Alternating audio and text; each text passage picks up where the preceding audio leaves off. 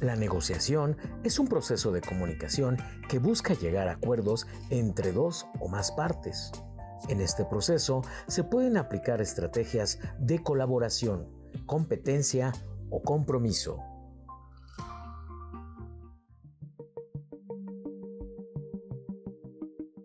Bienvenidas y bienvenidos a la serie Diálogos Educativos, el lenguaje de todas y todos.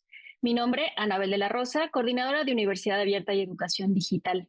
Hoy conversaremos en torno al tema el arte de la negociación, colaborar, competir o ceder, para lo cual nos acompañan 3 personas panelistas expertas en el área. Me permito presentar al maestro Ricardo Trujillo Correa. Él es académico de la Facultad de Psicología de la UNAM desde el 2000. Fue consejero técnico y actualmente consejero académico del CAP-WEP. Fue coordinador del área de procesos psicosociales y culturales y estudió un doctorado en teoría crítica y otro en educación. Maestro en psicología clínica por la UNAM y autor del libro sobre la vivencia amorosa contemporánea, editado por la UNAM. Gracias por estar con nosotros, Ricardo. Gracias, y vendo tamales los domingos. También nos acompaña la doctora Adriana Hernández Gómez. Ella es doctora en psicología por la UNAM. Realizó una estancia de investigación en el Instituto de Psicodinámica del Trabajo en París, Francia. Es académica definitiva en la carrera de Psicología Soyet de la FES Iztacala y en el Centro de Estudios Sociológicos de la Facultad de Ciencias Políticas y Sociales de la UNAM. Fue profesora invitada de la Universidad Toulouse en Ciudad Toulouse, en Francia, en 2024. Dirige el Laboratorio Universidad, Trabajo y Subjetividad en la FES Iztacala. Sus líneas de investigación son subjetividad y trabajo, malestar psíquico contemporáneo, trabajo de cuidados y trabajo docente. Es miembro del SDI y obtuvo el premio al mérito académico en la FES Iztacala en el 2024. Gracias por estar con nosotros, Adriana. Muchas gracias por la invitación. También nos acompaña la maestra Marta Evelia Dávila Aguilar. Ella es egresada de la Universidad del Valle de Atemajac, con una sólida formación en psicología clínica, familiar, forense y organizacional. Posee una licenciatura en psicología y una maestría en terapia familiar sistémica. Se ha especializado en áreas como terapia de pareja, psicología jurídica y forense y violencia de género, desempeñándose como psicoterapeuta y perito en psicología forense. Además, ha participado en consultoría y capacitación en el ámbito organizacional. Gracias por estar con nosotros, Marta. Muchas gracias por la invitación. Gracias. Bueno, y si les parece, vamos a comenzar con la primera ronda de preguntas. Y bueno, para abrir el diálogo, me gustaría que Ricardo nos comentara qué es el arte de la negociación. Bueno, aquí tendríamos que pensarlo quizá, como hay tantos libros que de repente te dan consejos de cómo hacerlo, una noción me parece responsable para el público es que no lo piensen como una técnica, como una serie de pasos que tendríamos que seguir, sino más bien podríamos pensarlo como una danza. Y una danza es compleja, una danza hay que escuchar al otro, en una danza hay que aprender a adaptarse, en una danza también hay que saber en este sentido, cómo es que tu propio movimiento va influyendo en el otro. Entonces, el arte de la negociación puede ser visto así. Y a veces de repente también habría que ser un poco críticos porque suele reducirse incluso solamente a interacciones, pero al hablar de personas y de seres humanos, tendríamos que considerar que a este arte de negociación siempre no estamos hablando nada más de interacciones, sino de humanos y personas con las cuales merecen un reconocimiento pleno. Entonces, eso implica también una amplitud en la complejidad de lo que vamos a hablar y espero de lo que vayamos a comentar en estos pasos, porque a veces sí suele reducirse un poco a fórmulas positivas o a negociaciones exitosas. Pues ahorita lo estamos viendo en el contexto internacional como una persona como supuestamente poderosa como Trump, pues no está más que haciendo justamente eso, mostrando la impotencia que tiene para negociar, aun cuando tiene todo el poder del mundo. Entonces, siempre tendría que verse desde una perspectiva muy amplia y es muy interesante ver cómo esto de la negociación está en todos lados. Gracias, Ricardo. Adriana, ¿quisieras complementar esto que ya nos comenta Ricardo? Sí, me parece muy interesante que lo coloque justamente como una danza. No lo había pensado así, pero justo en esta analogía con una danza, podríamos pensar, no solamente son pasos, ¿no? Como bien dices, sino justo darle lugar al otro, reconocer al otro. En este arte, ¿no? Como se le llama, este arte de la negociación, es necesario poner al otro también de frente, reconocer al otro para poder llegar a un punto. No sé si sea un punto medio, pero al menos un punto en donde ambas partes puedan de alguna manera encontrar, ¿no? Espacio para sí. Eh, es muy importante pensar en la negociación también en este sentido como de una contraposición de deseos, podemos decirlo así, ¿no? Es decir, uno se encuentra con un otro que tiene una posición muchas veces contraria a la propia, pero también elementos que pueden coincidir. Y darle lugar al otro, reconocer al otro, da la posibilidad justamente de encontrar un punto donde ambas partes logren algo, ¿no? Creo que es muy interesante cómo lo va planteando Ricardo, me uno a esa analogía, ¿no? Un poco podríamos pensar salir del individualismo y reconocer al otro, esa sería justamente la negociación. Gracias, Adriana. Marta. Pues sí, sí, efectivamente, verlo como una danza definitivamente nos coloca en esa perspectiva integradora, en esa perspectiva de que no necesariamente estaríamos hablando de estrategias, aunque por supuesto que está el pensamiento estratégico, pero en un momento determinado implica ese arte del cual no podríamos dejar de ver que el arte es porque no existe una fórmula única para negociar, ¿no? Se requiere de intuición, de adaptabilidad, de creatividad. Eh, como tal, la analogía de la danza, pues se requiere de creatividad para poder llevar la comparsa, para poder intercambiar incluso esa disponibilidad de estar el uno para el otro, ¿no? Yo creo que negociar es justamente un arte porque se trata de crear, de conectar, de mirar, de ceder, de colaborar, de buscarse, ¿no? De esa mutualidad. Sí. Muy bien, pues creo que iniciamos excelente, ¿no? Es decir, es complejo la definición, no es sencillo y vaya tema que tenemos el día de hoy. Ricardo, si pudiéramos diferenciar estas, digamos que apartados en el medio de la negociación, es decir, ¿cómo podemos diferenciar entre la colaboración, el competir y el ceder cuando hablamos de negociar? Bueno, en este caso hay de repente varias formas de definición, también fundamentando en este sentido qué entiendes por negociación. Pero lo básico es que cuando estamos compitiendo es que existen intereses contrapuestos y a mí me gusta mucho cómo lo pone Nadelbuff, que dice, en este caso es solamente un pastel del cual entonces tenemos que decidir cómo hacemos, pero bueno, competimos, entonces tenemos un conflicto de interés y entonces vamos a hacer lo posible para ver quién gana más el pastel. La cooperación sería entonces donde nosotros pusiéramos una serie de herramientas, unas reglas, unas disposiciones particulares para que nos permita ver que alguien no vaya más allá de eso y permite en este caso mantener una distancia del pastel que sea en este caso negociada. Y el ceder, que generalmente a veces implica como una estrategia débil o una estrategia, digamos, de forzar, también puede ser en este sentido una estrategia de ganar, porque una vez que de repente puedes ceder una parte de un pastel, puedes ir y buscar cualquier otro pastel, puedes tener otro tipo de intereses. Entonces, si usamos un poco la metáfora del pastel, podríamos ir viendo que estas serían las grandes diferencias.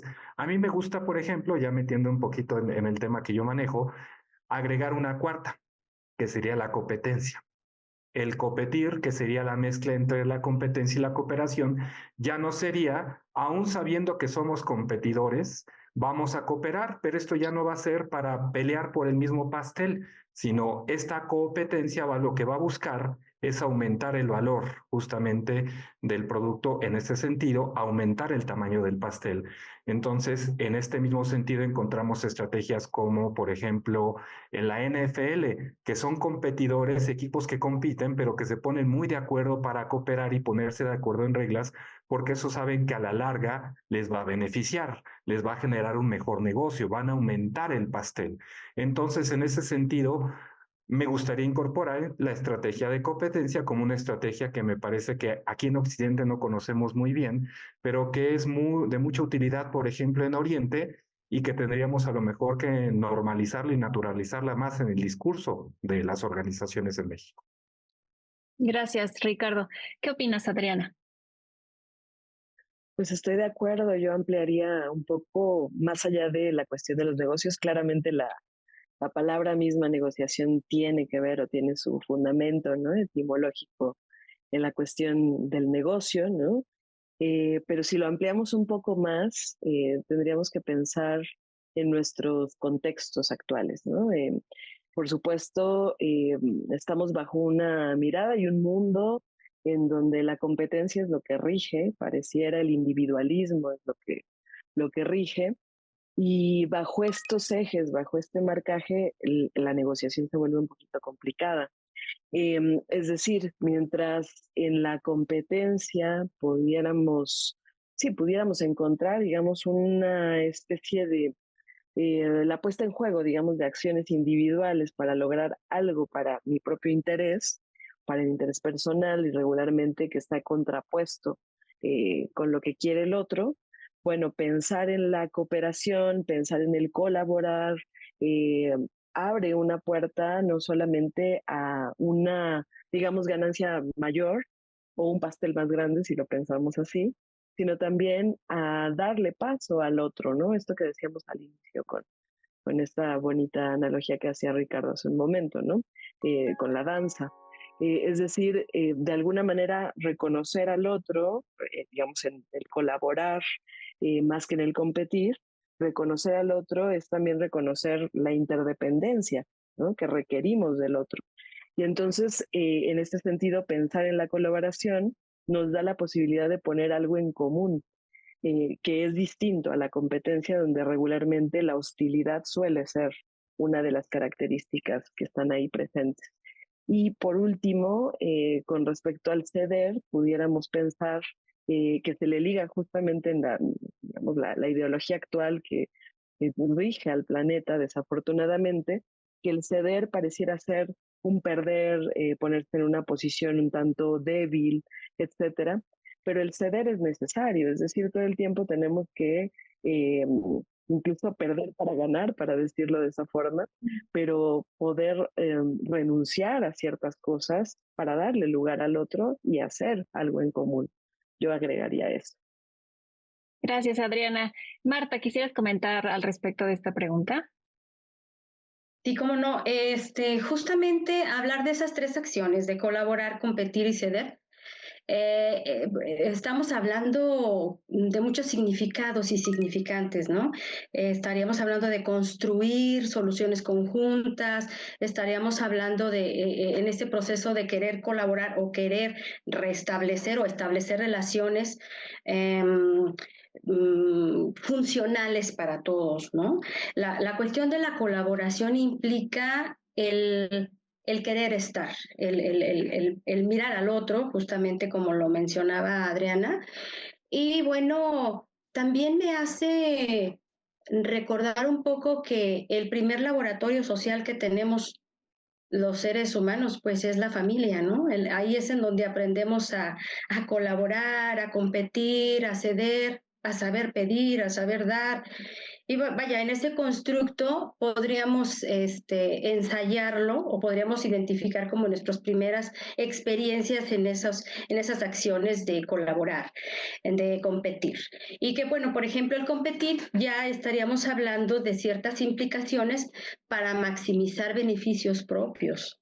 Y el ceder, bueno, pues, bueno, y no necesariamente la cuestión de la competencia sería tan malo. Sin embargo, en Occidente, como bien lo menciona Ricardo, es un poco complejo porque no tenemos esa cultura de reconocer al otro, ¿no?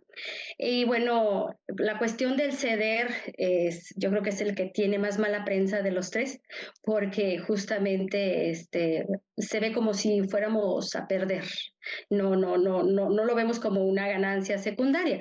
Y finalmente el aprender a ceder no es necesariamente a renunciar, sino justamente y aprender a conservar lo que es posible ganar para en un momento más importante también aprender de esa relación del poder colaborar, del poder competir y de tener oportunidades futuras.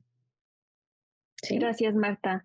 De ahí entonces estas frases, ¿no? Muy populares de ganar perdiendo y perder ganando, o ganar y ganar, ¿no?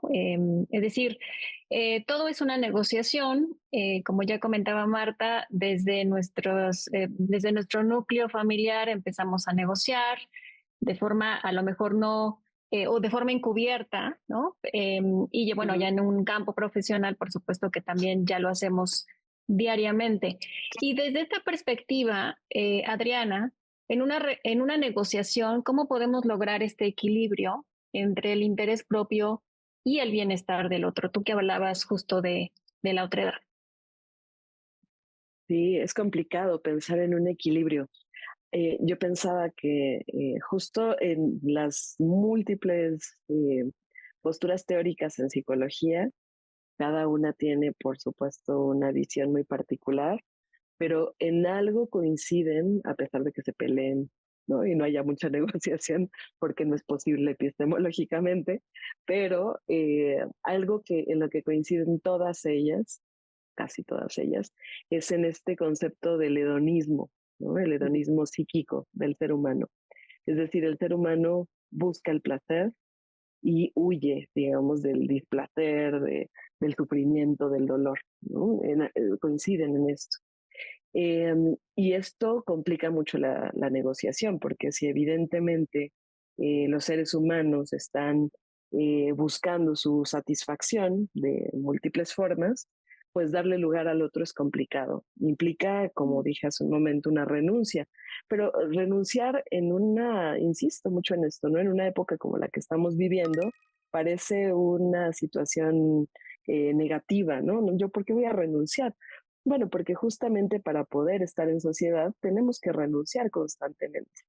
Y entonces, aunque sea un tanto contrario a este hedonismo psíquico que nos caracteriza como seres humanos, eh, pues justo el intentar dar lugar al otro es a través de un aprendizaje a lo largo de la vida, ¿no? Es decir, lograr tener un posicionamiento, ¿cómo llamarlo? Un posicionamiento ético frente al otro, ¿no? Darle lugar al otro es renunciar a lo propio todo el tiempo porque no hay otra forma de estar, digamos, haciendo lazo social, ¿no? Pensaría de inicio esto, no sé si un equilibrio, pero sí una posibilidad de dar lugar al otro. Gracias. Marta, desde tu perspectiva más sistémica, ¿cómo podrías compartirnos si es posible lograr este equilibrio entre el interés propio y el bienestar del otro? Bueno, de hecho, justamente hablando desde la perspectiva sistémica, en estas interacciones familiares, en esas interacciones organizacionales, en esos procesos de la comunicación y que la comunicación sea justamente asertiva, ya buscando ambiciosamente que así lo sea. Tendríamos, no sé, me gustaría incluso resumir esa cuestión de colaborar es igual a ganar, ganar. Competir es igual a ganar, perder. Ceder podríamos reducirlo a perder algo para ganar otra cosa más valiosa, ganar algo en ese contexto del ceder. Y desde la perspectiva sistémica justamente está la negociación a través de las posibles alianzas, en donde la cuestión de el tener esa asertividad de saber pedir y a quién saberle pedir. Creo que ahí nos podríamos a lo mejor brincar a la parte de la estructura en las organizaciones, a la estructura en las familias, a quién es quién. Y también creo que no hemos hablado mucho de la importancia justo de la comunicación. En el saber pedir y el saber también, en el arte del negociar está el arte de escuchar, de saber escuchar. Clave en la negociación, la comunicación, la empatía. Ricardo, ¿quisieras comentar al respecto de cómo lograr este equilibrio? ¿Es posible lograrlo? Y también hay que visibilizar, en este caso, que no todas las relaciones son equitativas. Y cuando eso sucede, tampoco necesariamente es factible la negociación. Vamos a pensar en una pareja, donde a lo mejor es el hombre el que tiene los recursos económicos, tiene el trabajo, la mujer no, tiene una serie de limitantes tanto sociales como económicas y materiales. Entonces ahí, por ejemplo, hablar de negociación ya es mucho más difícil, porque en este sentido los actores están totalmente desequilibrados. Es como la película de Parásitos, donde de repente los actores, que en este caso son los dueños de la casa, más los que trabajan para ello, puede parecer que ellos son muy generosos cediendo ciertas cosas, pero en realidad es mantener un status quo frente a este sistema de dilema del equilibrio. Pues por eso Zizek lo decía en su libro sobre la violencia, que a veces negociamos no para cambiar el orden, sino para preservar esta ilusión de que el orden puede ser cambiado. Entonces, habría también que hacer ese tipo de reflexión de que no necesariamente esto es posible y habrá que reconocer también como una lucha de clases, como una conciencia de clase, que muchas de las ocasiones los intentos de negociación ya están predeterminados, los resultados ya están determinados. Es como lo planteaba Foucault. Se te permite jugar y violar la ley, pero solamente dentro de un cierto punto, porque ya después, más allá de ello, pues ya estarías rompiendo el orden. Entonces, a veces cuando la negociación implica el mantenimiento del orden, estaríamos hablando de una ficticia negociación, por lo tanto, este equilibrio de poderes no sería del todo viable y eso también habría que reconocerlo, porque si no, en este sentido, caeríamos también en un problema de pensar que todo en este caso es únicamente negociar, sin entender esta división de poderes. Tanto es cierto como una pareja, tanto es cierto para un padre y un hijo, como es cierto también para una institución y una persona. Cuando tienen esos conflictos, esas divergencias, cuando uno de repente va a meter una demanda, pues efectivamente uno tiene que meterse, gastar sus propios recursos, cosa que en la institución no lo va a hacer. Entonces, ese tipo de problemáticas también son necesarias de reconocer, si no nosotros estaríamos cayendo en una forma de invisibilización de estas posibles negociaciones que no siempre son simétricas. Gracias por tu aporte. Adriana, ahora, al momento de la negociación, ¿cómo poder regular nuestras emociones? ¿Cómo influyen estas emociones en este arte de la negociación? ¿Cómo gestionarlas para poder tener estos resultados que pues, se esperan? Bueno, yo creo que las emociones, la afectividad está presente siempre en cualquier contacto humano, en cualquier relación que tengamos, cualquier vínculo implica poner ahí las emociones. No hay forma de que no estén puestas. La afectividad está presente siempre y por supuesto en la negociación está presente, ¿no? Y muchas veces, como hemos dicho desde el principio, ¿no? La negociación vaya, está presente ahí porque hay una contraposición de deseos o de fuerzas o de ideas incluso, ¿no? Y entonces, evidentemente, el que exista una confrontación o un no acuerdo de inicio, ¿no? Con dos ideas o dos algo que están ahí presentes, pues abre el paso a la afectividad de manera incluso mucho más fuerte, que regularmente se presenta en forma de enojo, ¿no? Porque yo quiero que algo suceda de cierta forma, porque el otro está proponiendo algo que se contrapone con mi idea, y regularmente el enojo es una de las emociones que está ahí más presente. Difícilmente otras, evidentemente también se pueden presentar, pero me parece que más que pensar en una regulación emocional, eh, habría que pensar en una posibilidad distinta. Yo vuelvo mucho a esto, tal vez no es como mm, fórmula muy aplicable, digamos, con pasos precisos, eh, pero darnos cuenta que estamos en un mundo en donde requerimos del otro, que tenemos que darle paso al otro para estar y que pues por mucho que yo pueda estar enojada y las emociones me ganen de repente en una cierta negociación, pues el otro tiene también un lugar y reconocer al otro es, insisto, ceder frente a ciertas cosas que yo tengo presentes. Obviamente no ante todo se puede ceder, habrá que ver qué se puede ceder, qué no, Em, pero creo que para poder vivirlo con menos enojo, la negociación es saber que requerimos del otro, saber que estamos en un mundo de interrelación y que de eso no podemos escaparnos. De inicio diría eso, más que solamente la mera regulación de emociones.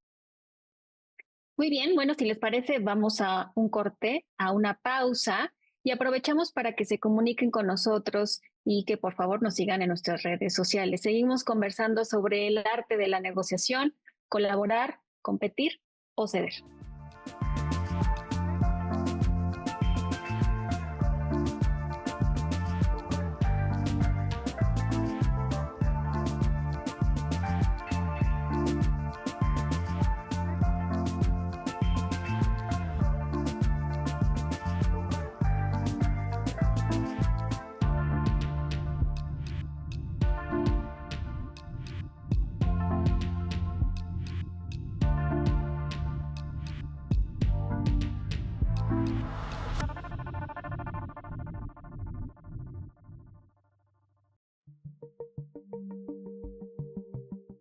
Principalmente cuando inicias un trabajo es complicado acoplarte y también creo que nos deben enseñar a tener como cierta dignidad y justamente esta facultad de negociar sobre lo que aceptamos y lo que no aceptamos. Independientemente del ámbito laboral, creo que es un aspecto muy importante en la vida de cada persona y principalmente también en relaciones personales. Pues yo creo que el arte de negociar lo ocupo en muchas cosas, en muchos ámbitos de mi vida, desde mi casa cuando tengo que pedir permiso para salir. Eh, yo creo que incluso en cuestiones de trabajo me ha servido muchísimo para poder tratar con todo tipo de personas y yo creo que es una habilidad social muy importante, la verdad. La negociación, yo siento que es, bueno, por ejemplo, en la escuela es cuando se tiene que hacer una actividad en equipo y se negocia lo que hace cada uno, como que una persona es buena en algo y te dice como por qué tiene que hacer eso y no otra persona, o cómo debe ser el trabajo desde su punto. Y en un ámbito personal, pues es cuando se quiere algo, o sea, bueno, también el de comprar algo, pero también creo que es cuando tú quieres algo de la otra persona, puede ser como en una relación de cualquier tipo, que tú buscas algo de una persona, pero también tienes que ofrecerle algo. Entonces tú tienes que externar lo que estás ofreciendo y pues ver qué es lo que te están ofreciendo también y así es como la negociación, yo creo. Yo la aplico mucho con el convencimiento. Considero que es una herramienta muy capaz para poder acceder a nuevas cosas o poder, bueno, en el ámbito profesional, poder vender algo o poder argumentar una idea.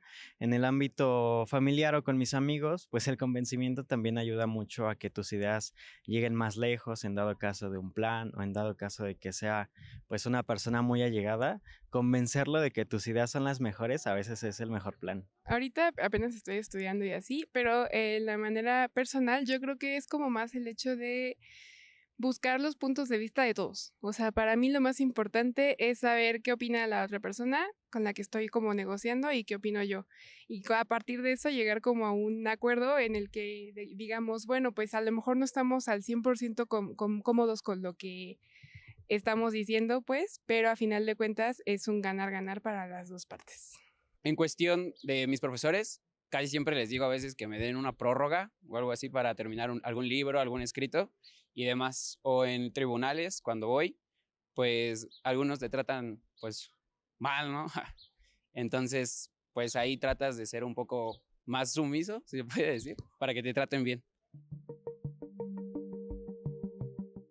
Continuamos conversando sobre el arte de la negociación, colaborar, competir o ceder.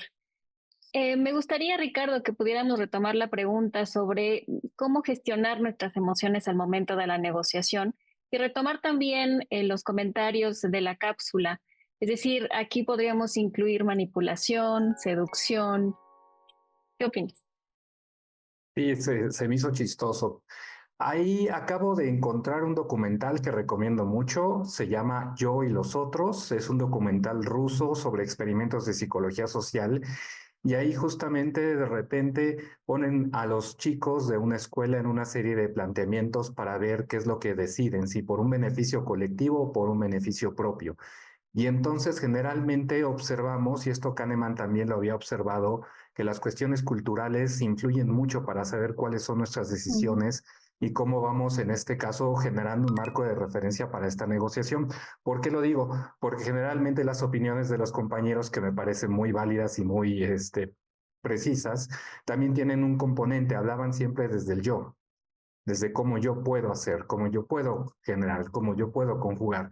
Y no estaban planteadas desde el otro, que en este sentido es cómo construimos un sentido de comunidad. Por eso entonces siempre recuerdo este famoso debate entre Habermas y Hannah Arendt. Habermas decía que el poder era el Macht y Hannah Arendt decía que el poder era la Gewalt.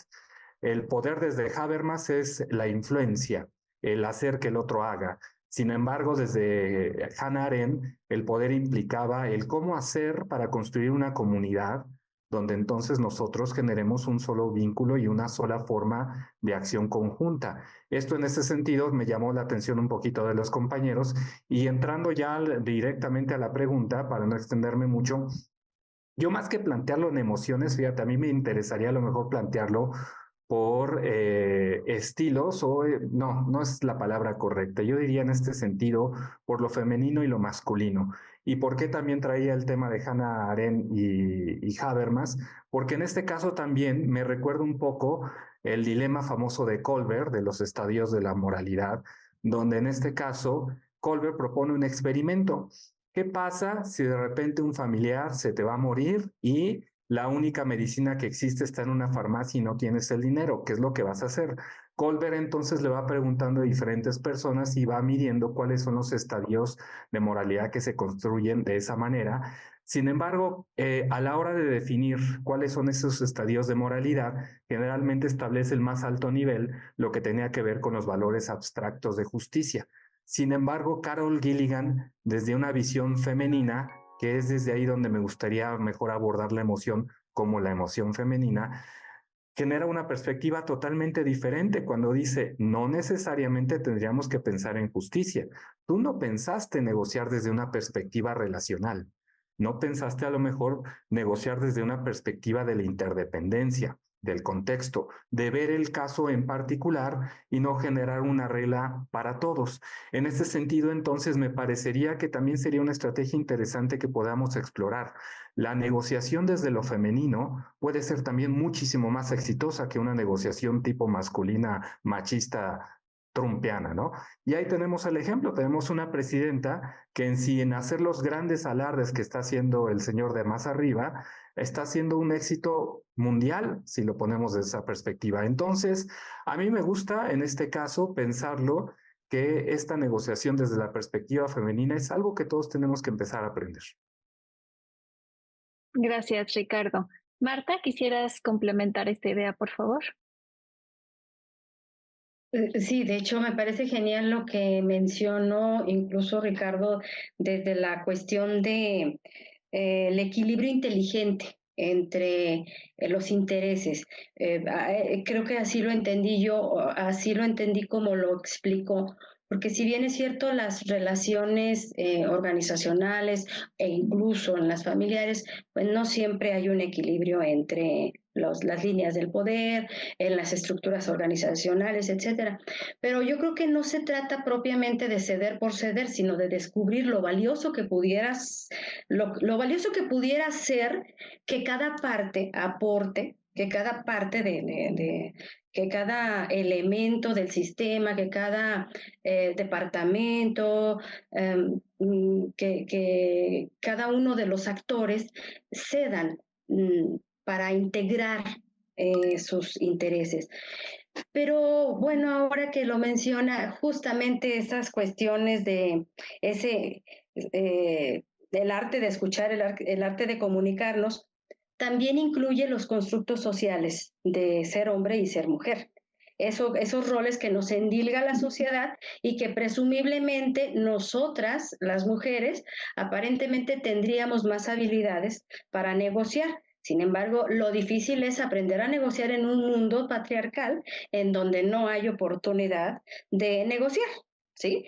Ahora, yo creo que ya meternos en otras cuestiones como las que estamos como país experimentando en estos momentos de que hoy dijo que sí este señor Trump y mañana quién sabe, esas cuestiones de incertidumbre dejan mucho que desear. Sin embargo, sí se percibe que la capacidad de comunicación, ese equilibrio entre las emociones que está presentando nuestra presidenta, pues sí, de verdad solamente un ciego no las podría ver.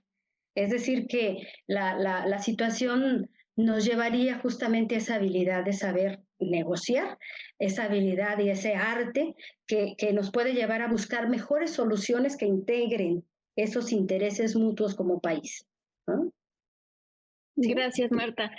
Estaremos entonces hablando de emociones, de afectos, de deseos, de intereses que están mediando la negociación. Siempre en esta relación hay intereses, hay emociones, hay deseos entre las personas, ¿no? Entre los agentes que están, los actores de este proceso. Y en ese sentido, desde la visión de la negociación como una habilidad para la vida y en el marco de, pues bueno, de la institución, los tres están presentes en una institución, forman parte de una institución educativa. ¿Cómo podemos preparar a las futuras generaciones, las que están ya en formación, para que sean negociadores más efectivos? Por supuesto, en el contexto que ya ustedes mismos han comentado, los retos que enfrentamos a nivel social, económico, global, pero también los avances tecnológicos y, por supuesto, pues todos estos cambios socioculturales. Ricardo.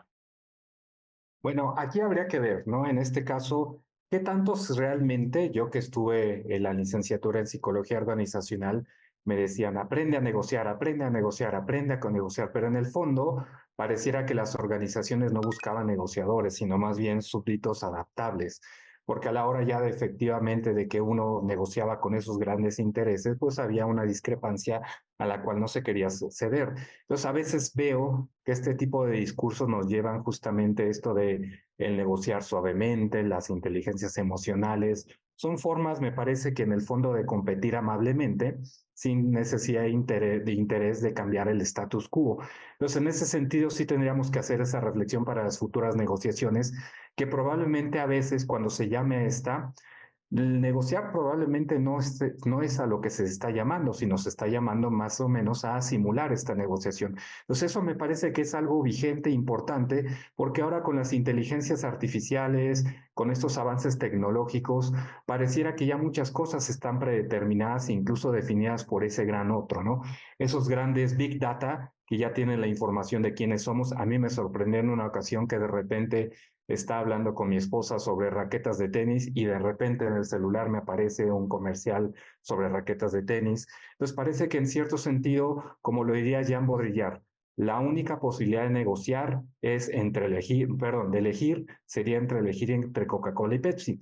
Pues habría en este sentido que considerarlo, porque si no, entonces estaríamos generando también jóvenes que serían en este caso también súbditos adaptables. Yo creo que en este momento es un momento crucial, un momento de convergencia, pero también de divergencia que podríamos aprovechar para ir pensando una nueva forma, ir negociando una nueva forma de cultura que estamos queriendo, que estamos soñando. Y en este caso la juventud me parece que eso va a ser muy importante que se involucre en este sentido. Entonces, no hacerlo desde la revolución sin revolución, desde el chocolate que no engorda o desde el café sin cafeína, sino hacerlo verdaderamente desde un cuestionamiento de las estructuras, pero no con el sentido de violentar, sino con el sentido justamente de repensar una nueva forma colectiva de organizarnos. Entonces, desde ahí, ese sería mi mensaje para los jóvenes, porque los retos que se nos vienen, por ejemplo, puede uno decir, sí, lo que pasa es que el clima, necesitamos negociar para ver de qué manera mediamos los intereses de la industria con los intereses de la sociedad, y finalmente de todos modos sabemos que el consumo mismo implicaría que de todos modos estamos dándole en la torre al clima, entonces no es en ese sentido una negociación. Por eso, sí, en mi perspectiva, la recomendación sería ser alumnos, ser estudiantes, ser jóvenes críticos, y con ese pensamiento crítico empezar a soñar en una utopía que nos permita en este caso construir negociaciones, pero eso sí, me parece que es lo más importante, una polis conjunta, una visión de mundo que nos permita en este caso estar mucho más contentos con lo que tenemos. Gracias, Ricardo. Adriana, ¿cómo podríamos preparar a las próximas generaciones a que sean buenos negociadores o negociadores efectivos? Es una pregunta enorme, ¿no? No sé si tengamos la respuesta a ninguna de nosotras, pero yo coincido con lo que expresa Ricardo, pensar en nuevas formas de hacer lazo, ¿no? Como una especie de mensaje para los jóvenes, las jóvenes en la universidad, pienso para las nuevas generaciones, quienes tienen hijos, ¿no? Mirar más allá de lo propio, ¿no? Es decir, hacer una nueva forma de hacer lazo. Me llama mucho la atención estos comentarios que hace el estudiantado, muy interesantes, ¿no? Como para detenernos en cada uno de ellos.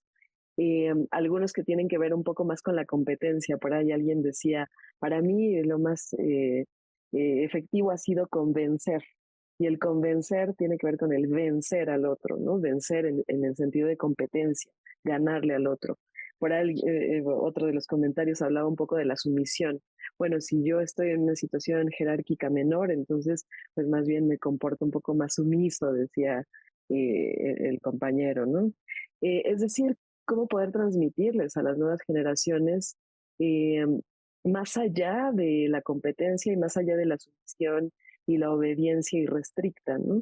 Hay un autor que me gusta mucho, se llama Frederick Broh, y él dice en su libro Desobedecer, se llama el libro, dice, bueno, cada quien es culpable de sobreobedecer, ¿no? Y en ese sentido podríamos pensar una nueva manera de hacer lazo, no sé si una nueva, pero al menos una manera de hacer lazo donde vayamos más allá de lo propio, donde podamos de alguna manera fomentar el valor de lo común y no de la competencia y de la individualidad. Y si pensamos, por ejemplo,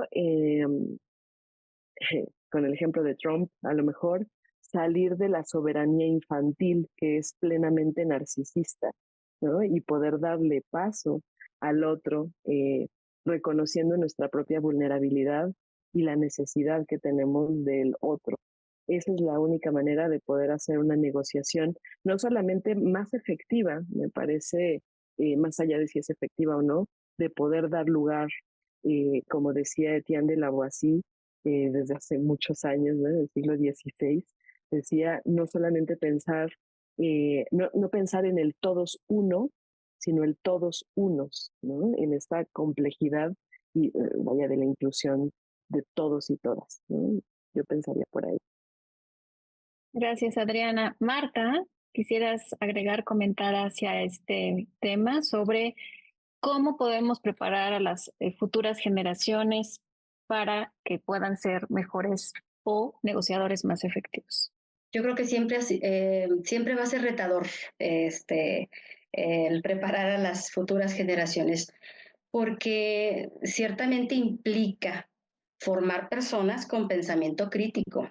Y eso es yo creo que como docentes, no debemos de dejar que se vaya esa posibilidad de fomentar el pensamiento crítico y apoyar también en aquellas cuestiones de fomentar la inteligencia emocional y una profunda conciencia ética. Ahora bien, me hizo pensar mucho Ricardo cuando habla justamente de crear súbditos, no nuevos súbditos, ¿no? Ahora sí que el nuevo feudalismo en relación a ser obedientes y ser buenos trabajadores, ser buenos profesionistas, ser buenos para qué o para quién.